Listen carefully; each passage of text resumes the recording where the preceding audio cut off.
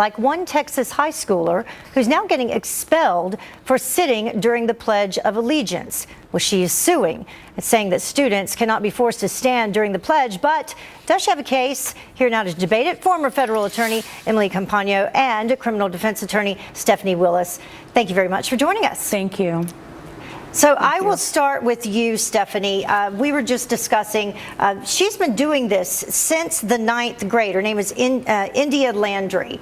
Correct. She's been doing this since the 9th grade, and as we previously discussed, this was before Colin Kaepernick actually took a knee. So we know that she's done this on several occasions, and for some reason, this was the first time that her principal decided to expel her.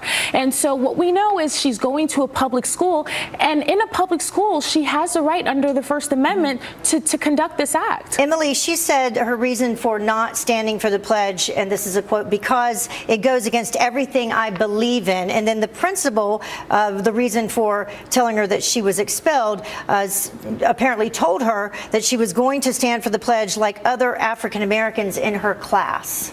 What do you think?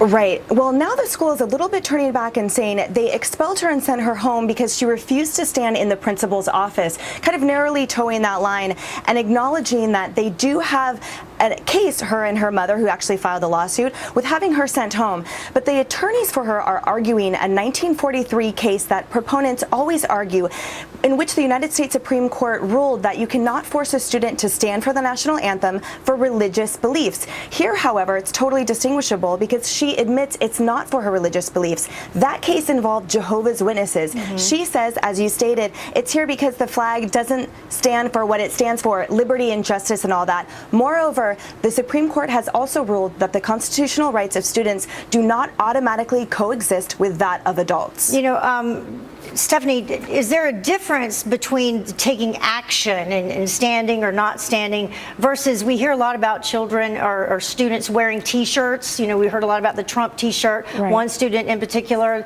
was taken out of the yearbook because of it. Right. Well, we have to know that there was a case previously back in 1969 in which individuals wore black armbands in order to protest the Vietnam War. And the court said that that was okay. And so what we have in schools is that individuals are allowed to protest as long as it's not disruptive. And so we know that India has been doing this since the 9th grade. And as Emily previously provided that, the court did go to religious beliefs, but they said that it goes beyond that as well. It states that an individual who is in school cannot be prevented from moving forward with their First Amendment rights. Emily, I understand that she is back in school now.